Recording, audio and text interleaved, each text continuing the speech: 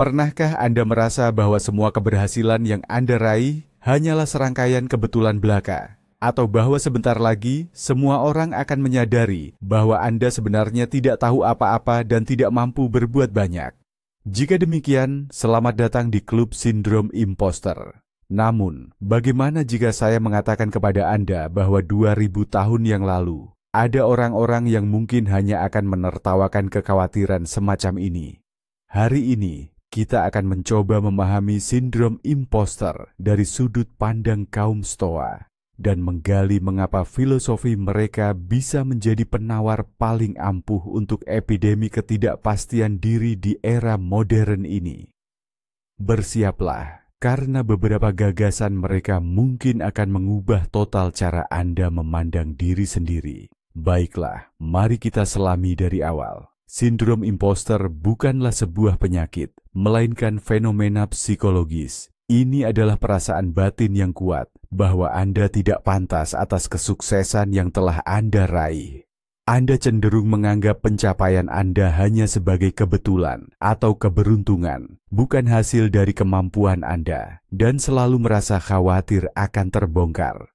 Sekarang, mari kita terbang kembali ke masa Yunani kuno dan Romawi.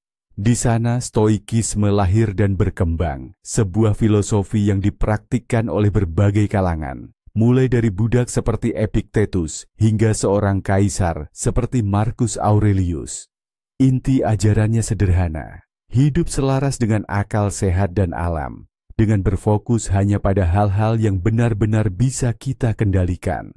Dan justru dalam prinsip sederhana, inilah tersembunyi rahasia kesehatan mental mereka.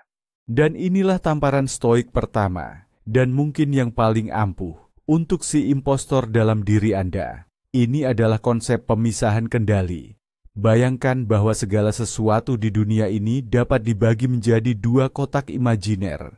Di kotak pertama, Anda meletakkan apa yang sepenuhnya dalam kendali Anda. Pikiran Anda, keputusan Anda, tindakan Anda, seberapa besar usaha yang Anda curahkan. Ini adalah ranah kendali Anda. Di kotak kedua, Anda tempatkan semua yang lain. Pendapat atasan Anda, reaksi publik terhadap pekerjaan Anda, apakah proyek Anda akan memenangkan penghargaan, dan bahkan apakah orang akan memahami Anda dengan benar. Ini adalah hal-hal eksternal dan di luar kendali Anda. Nah, sindrom impostor praktis seluruhnya berakar di kotak kedua. Ia berkembang dari ketakutan Anda tentang apa yang orang lain pikirkan. Bagaimana jika mereka tahu bahwa saya tidak kompeten? Bagaimana jika mereka tidak menyukai pekerjaan saya? Seorang stoik mendengar ini akan mengajukan pertanyaan sederhana. Mengapa kamu harus pusing memikirkannya jika kamu sudah melakukan semua yang ada dalam kendalimu? Ambil contoh seorang programmer yang takut akan penilaian rekan kerjanya. Dia menulis kode, itu ada dalam kendalinya, tapi penilaian tidak. Daripada menyiksa diri, seorang stoik akan fokus pada fakta. Saya telah menyelesaikan tugas, saya siap menerima kritik konstruktif untuk menjadi lebih baik. Dan hanya itu, harga dirinya tidak bergantung pada penilaian orang lain. Mengerti? Anda menghabiskan banyak sekali energi, mencoba mengendalikan apa yang tidak bisa Anda kuasai. Para stoik menyarankan untuk berhenti melakukannya saja. Baiklah, kita sudah bicara soal mengendalikan diri. Tapi, bagaimana dengan perasaan itu sendiri yang benar-benar bisa melumpuhkan? Nah, disinilah para penganut Stoa memberikan strategi kedua mereka. Fokus pada tindakan, bukan pada emosi. Coba renungkan. Imposter syndrome itu ibarat rawa-rawa perasaan. Ada ketakutan terbongkar, kecemasan menghadapi tugas baru, rasa malu karena kesalahan yang sebenarnya tidak ada. Anda tenggelam dalam pusaran perasaan ini. Kaum Stoa menawarkan pergeseran pola pikir yang sederhana, namun sangat kuat, yaitu menilai diri sendiri bukan berdasarkan apa yang Anda rasakan, melainkan apa yang Anda lakukan. Ajukan pertanyaan jujur pada diri sendiri. Apakah Anda sudah menulis laporan? Ya. Menyelesaikan proyek? Ya. Mempresentasikan makalah? Ya. Inilah kenyataan sebenarnya. Ini adalah fakta. Ini adalah tindakan Anda. Sementara perasaan Anda tentang semua itu, ketakutan, ketidakpastian, pikiran saya bisa melakukan lebih baik, itu hanyalah riak-riak di permukaan air. Ini hanyalah kebisingan di kepala Anda yang tidak mengubah inti masalahnya. Bagi seorang Stoa, yang penting bukanlah merasa kompeten, melainkan menjadi kompeten melalui tindakan harian yang terukur dan sistematis. Ini membebaskan Anda dari pengejaran yang tak berujung dan melelahkan untuk mengejar perasaan layak yang sulit digapai. Anda cukup melakukan pekerjaan Anda, dan itu sudah lebih dari cukup. Sekarang kita bicara tentang sumber energi utama bagi seorang impostor, yaitu pujian dan kritik. Orang dengan sindrom impostor hidup dalam ayunan emosi yang ekstrim. Mereka sangat mendambakan pujian, sebab pujian mampu membungkam kritikus internalnya sejenak dan memberinya dosis kelegaan. Sebaliknya, mereka takut setengah mati pada kritik, karena bagi mereka, kritik bukan sekadar masukan, melainkan vonis akhir. Inilah pengungkapan yang selama ini sangat mereka nanti-nantikan sekaligus takuti. Alhasil, harga diri Anda menjadi sandera kata-kata orang lain. Lalu bagaimana dengan seorang Stoa? Ia memandang hal ini dengan cara yang sangat berbeda. Bagi mereka, pujian maupun kritik adalah hal-hal yang bersifat netral. Ini bukan berarti ia tidak peduli sama sekali, melainkan bahwa peristiwa eksternal ini tidak menentukan nilai intrinsik dalam dirinya. Menyenangkan rasanya saat dipuji? Tentu saja. Namun, apakah itu benar-benar menjadikan Anda pribadi yang lebih baik? Tidak. Tidak menyenangkan saat dicaci maki? Jelas. Tapi, apakah itu menjadikan Anda manusia yang lebih buruk? Juga tidak. Bagi seorang Stoa, yang terpenting hanyalah kebenaran. Jika kritik itu adil, bagus sekali. Itu adalah pelajaran gratis dan kesempatan untuk berkembang. Jika kritik itu tidak adil atau bermaksud jahat, lalu mengapa keributan informasi semacam ini harus mengganggu pikiran Anda? Anda sendirilah yang memberikan kekuasaan pada kata-kata orang lain. Seorang Stoa tidak akan pernah memberikan kredit kepercayaan semacam itu kepada mereka. Bagaimana dengan dalih utama sindrom impostor? Kata ajaib itu adalah keberuntungan. Anda menyelesaikan proyek yang rumit, dan bukannya merasa bangga, pikiran pertama yang muncul adalah, saya cuma beruntung, kebetulan saja semua berjalan lancar. Seolah-olah Anda memenangkan lotre, bukan menerima penghargaan yang pantas atas jerih payah Anda. Dengan begitu, Anda seketika melepaskan tanggung jawab atas kesuksesan itu, karena jika itu hanya keberuntungan, mustahil mengulanginya. Seorang Stoa, seperti Seneca, jika mendengar ini, pasti hanya akan tersenyum sinis. Ia akan mengatakan bahwa keberuntungan hanyalah titik di mana persiapan Anda bertemu dengan kesempatan yang muncul. Renungkanlah ini. Anda berada di tempat yang tepat pada waktu yang tepat karena Anda telah menempuh perjalanan panjang dan berjuang keras untuk sampai ke sana. Anda mendapatkan posisi itu karena Anda menghabiskan bertahun-tahun untuk menimba ilmu. Anda menemukan solusi karena Anda telah merenungkan masalah itu berjam-jam. Meremehkan semua upaya itu dengan menyebutnya keberuntungan buta, itu bukanlah kerendahan hati. Dari sudut pandang Stoa, itu adalah bentuk penipuan diri, penolakan untuk mengakui hubungan sebab akibat dan mengambil tanggung jawab atas usaha Anda sendiri. Anda bukan orang yang beruntung semata. Anda adalah hasil dari kerja keras Anda. Mari kita bahas kebiasaan buruk yang meracuni, yang menjadi lahan subur bagi sindrom impostor, yakni kebiasaan terus-menerus membandingkan diri dengan orang lain. Anda membuka media sosial dan melihat jalur karir yang tampak sempurna, fasad keberhasilan orang lain yang mengilap, dan pencapaian gemilang rekan kerja. Di tengah semua itu, kemenangan Anda sendiri terasa kecil dan tidak berarti. Anda mulai mengukur perjalanan Anda dengan tolok ukur orang lain, dan tentu saja Anda akan selalu kalah. Sebab Anda membandingkan realitas perjuangan di balik layar Anda dengan etalase kesuksesan yang dipamerkan orang lain. Seorang Stoa akan mengatakan, satu-satunya orang yang seharusnya Anda bandingkan dengan diri Anda adalah diri Anda sendiri di hari kemarin. Apakah hari ini Anda sedikit lebih bijaksana, sedikit lebih disiplin, sedikit lebih berani? Itulah satu-satunya pertanyaan yang valid. Jalan Anda unik dengan tantangan, kecepatan, dan medannya sendiri. Bersaing dengan citra yang dipercantik atau direkayasa orang lain, itu ibarat mencoba mengejar bayangan pesawat orang lain. Ini adalah kegiatan yang sama sekali tidak masuk akal dan melelahkan, yang mencuri energi dan kegembiraan Anda atas kemajuan diri sendiri. Fokuslah pada jalan Anda sendiri. Hanya itu yang benar-benar berarti. Dan inilah sahabat karib sindrom imposter, perfeksionisme. Dialah yang membisikkan kepada Anda, jangan mulai sebelum siap 100%.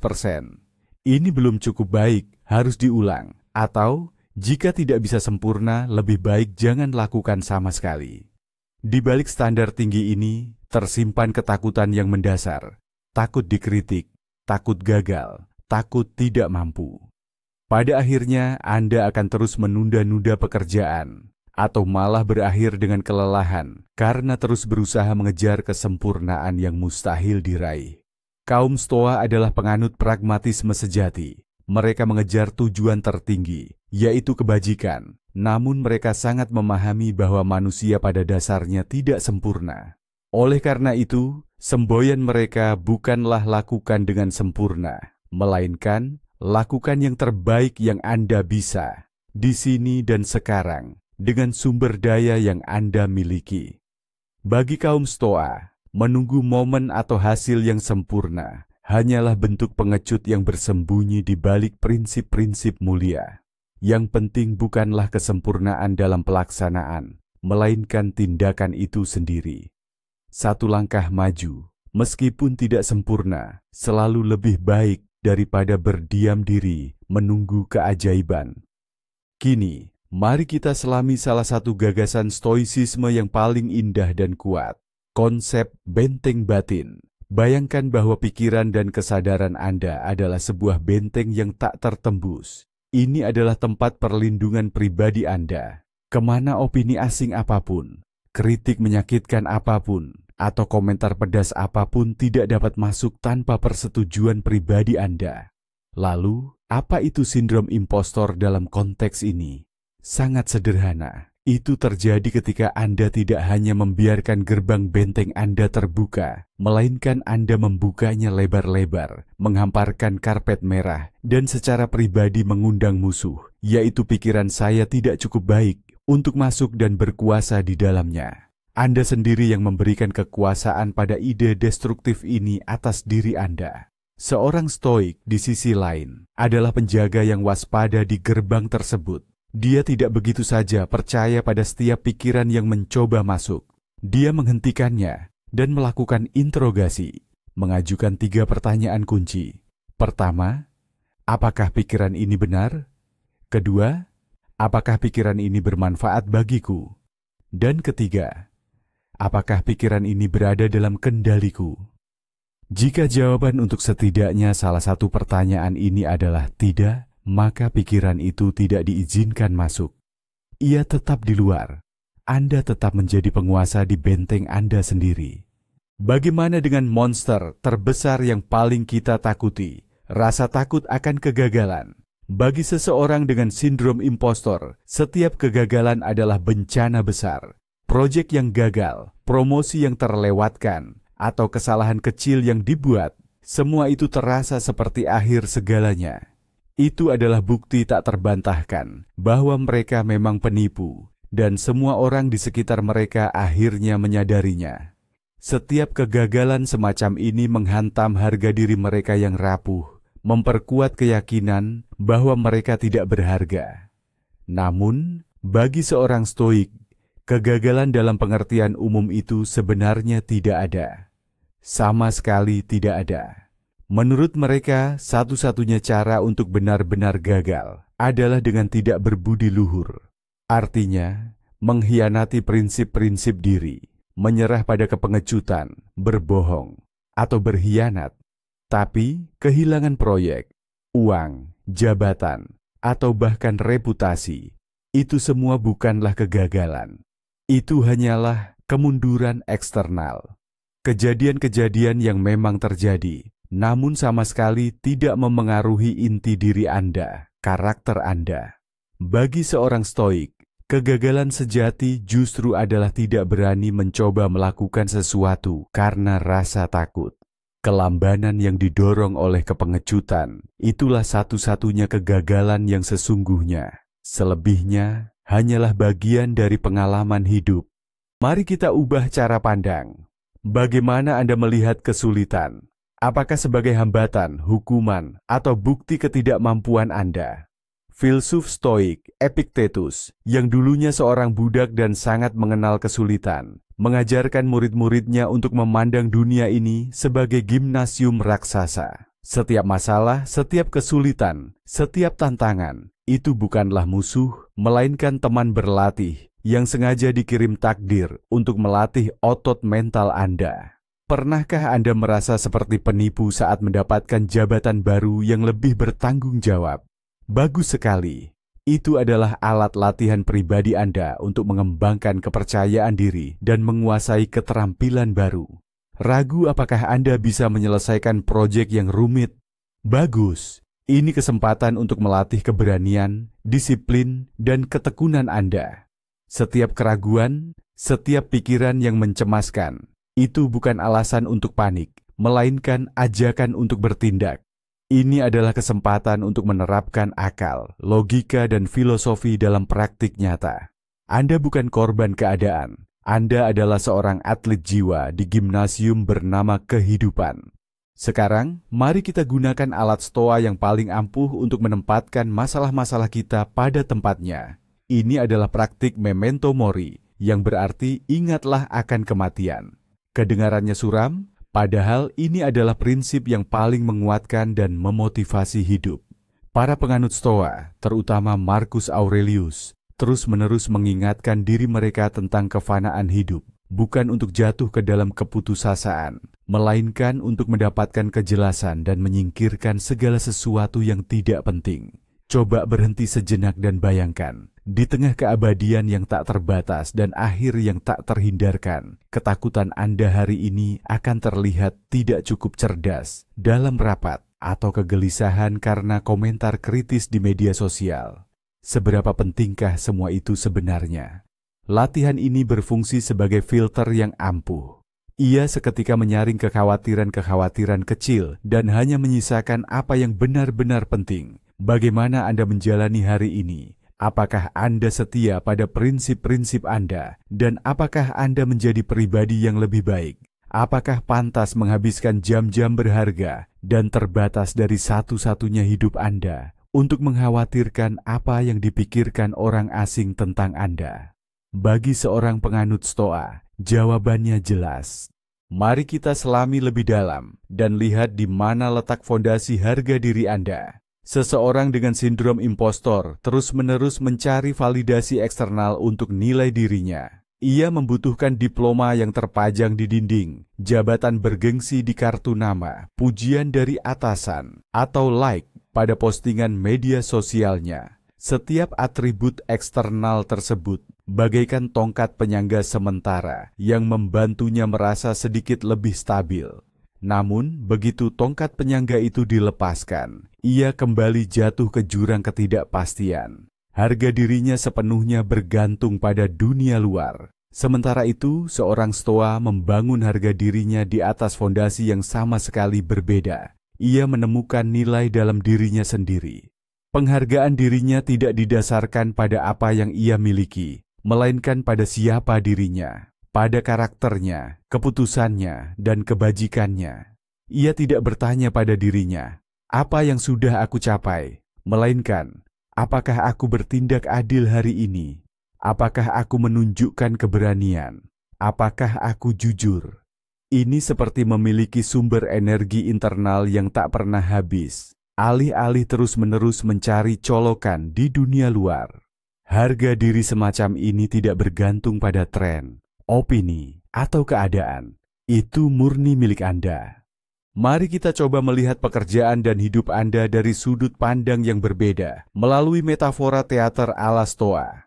Kaum Stoa berpendapat bahwa hidup adalah sebuah pementasan besar yang skenarionya sudah ditulis oleh takdir atau alam, dan kita, manusia, adalah para pemerannya. Masing-masing dari kita dianugerahi peran tertentu.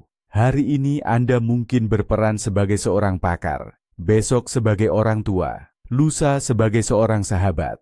Tugas Anda sebagai seorang aktor bukanlah membantah naskah yang sudah ada atau mencoba memainkan peran orang lain. Tugas Anda adalah memainkan peran Anda sendiri dengan sebaik-baiknya, seoptimal mungkin. Seseorang dengan sindrom impostor selalu khawatir dirinya tidak nyata, bahwa ia hanya berpura-pura menjadi seorang ahli. Namun, seorang Stoa akan berkata, "Ya, kamu sedang memerankan sebuah peran. Kita semua memerankan peran. Tidak ada unsur penipuan di dalamnya." Pertanyaan utamanya bukanlah apakah Anda seorang pakar yang sejati, melainkan apakah Anda memainkan peran tersebut dengan bermartabat dan bertanggung jawab. Daripada menyiksa diri dengan memikirkan keaslian Anda, cukup fokuslah pada pelaksanaan tugas dan tanggung jawab Anda dengan kualitas terbaik. Jadilah aktor yang baik di panggung kehidupan. Itu sudah lebih dari cukup. Apa arti sebuah kesalahan bagi Anda? Jika Anda seperti kebanyakan orang yang menderita sindrom impostor, perasaan tidak pantas meskipun Anda mampu, bahkan kesalahan sekecil apapun dirasakan sebagai malapetaka besar. Ini adalah bukti tak terbantahkan atas ketidakmampuan Anda, kegagalan yang selalu Anda takutkan. Kesalahan berubah menjadi alasan untuk menyalahkan diri sendiri secara berlebihan dan memperkuat keyakinan bahwa Anda adalah seorang penipu. Anda terus mengulang-ulang kejadian itu dalam pikiran, membiarkannya perlahan meracuni rasa percaya diri Anda. Namun, kaum Stoa memandang kesalahan dengan pragmatisme dingin seorang ahli bedah. Bagi mereka, kesalahan bukanlah pemicu emosi, melainkan sekadar informasi berharga. Ini adalah data yang perlu dianalisis. Apa yang salah? Mengapa hal itu terjadi? Pelajaran apa yang bisa saya ambil agar tidak mengulanginya di masa depan?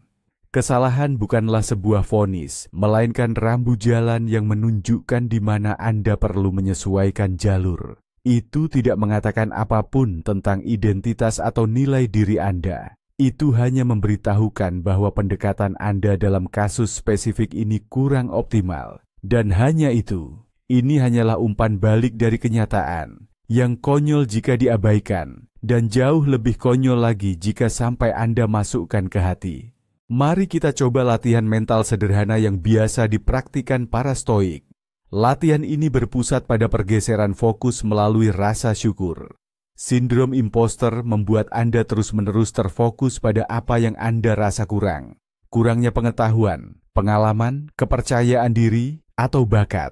Pikiran Anda terpaku pada kekurangan-kekurangan yang Anda anggap ada, dan inilah yang menimbulkan kecemasan. Namun, para stoik justru menganjurkan agar kita memutarbalikkan arah pandang ini 180 derajat. Daripada terus memikirkan apa yang tidak Anda miliki, mulailah secara sadar memikirkan apa yang sudah Anda punya. Anda mendapat pekerjaan ini. Jangan habiskan waktu memikirkan apakah Anda pantas mendapatkannya. Bersyukurlah atas kesempatan ini dan fokuslah mencurahkan energi Anda untuk menjalankan tugas-tugas dengan baik. Anda menghadapi tugas yang sulit, jangan panik karena merasa kurang kompeten. Bersyukurlah atas tantangan ini, karena ini adalah kesempatan emas bagi Anda untuk berkembang.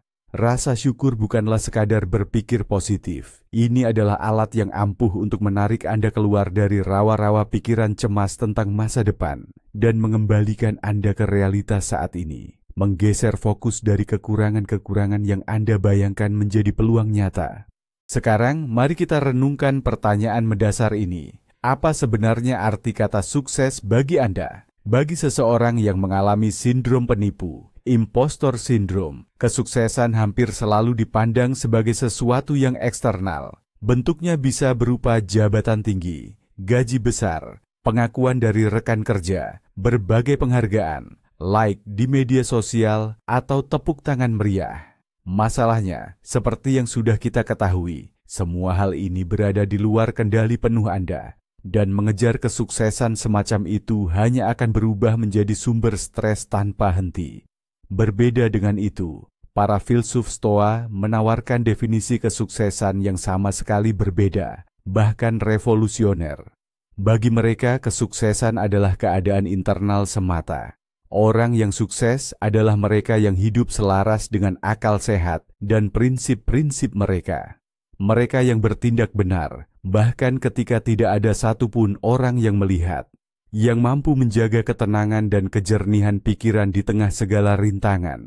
Inilah, menurut pandangan mereka, kesuksesan sejati atau eudaimonia, suatu keadaan kemakmuran jiwa. Seseorang bisa saja menjadi seorang jenius yang terkenal di seluruh dunia, namun di dalam hatinya merasa sangat tidak bahagia dan selalu bergantung pada pendapat orang lain. Di sisi lain, Anda bisa menjadi seorang pengrajin sederhana yang jujur dalam pekerjaannya dan justru mencapai bentuk kesejahteraan tertinggi. Pilihan ada di tangan Anda. Mari kita lakukan sedikit eksperimen mental yang sangat digemari oleh para filsuf Stoa. Teknik ini disebut visualisasi negatif atau prameditasi keburukan. Mungkin terdengar menyeramkan, namun pada kenyataannya ini adalah penawar rasa takut yang ampuh.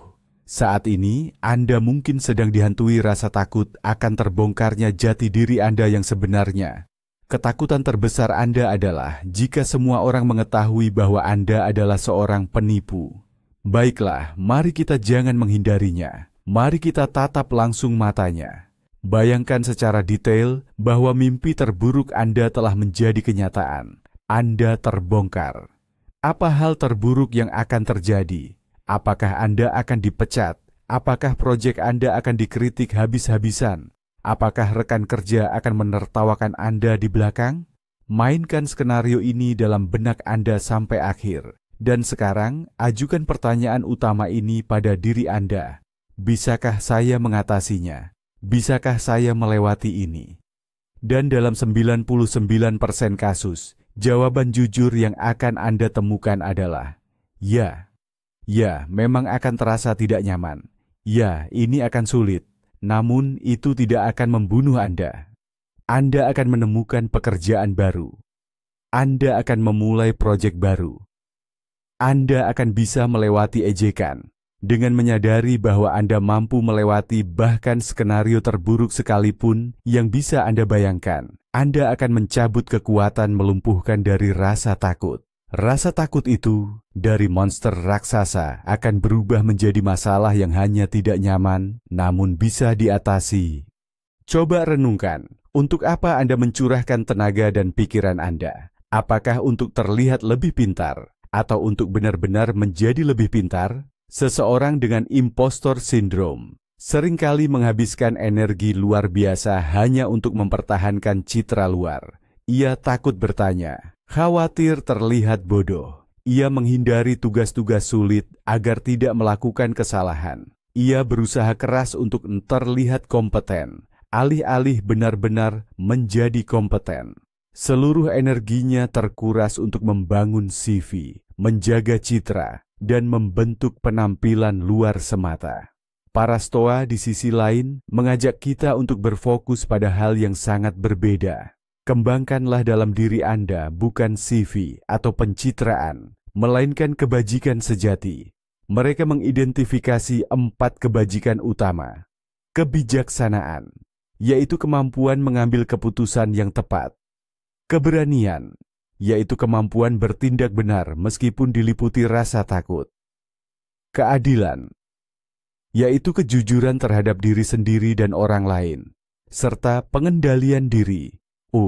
Yaitu disiplin diri dan kemampuan mengendalikan keinginan. Ketika setiap hari Anda berupaya untuk menjadi sedikit lebih berani, sedikit lebih adil, sedikit lebih bijaksana, Anda tidak akan punya waktu lagi untuk mengkhawatirkan apakah Anda terlihat cukup pintar di mata orang lain. Anda sibuk dengan pekerjaan nyata, membangun karakter Anda. Pada akhirnya, kita sampai pada kesimpulan utama dan membebaskan dari para Stoa sebuah pemahaman yang mengikis sindrom penipu sampai ke akarnya. Intinya adalah ini, Anda bukanlah pikiran maupun perasaan Anda. Anda adalah kemampuan Anda untuk memilih bagaimana meresponsnya. Coba renungkan ini sejenak.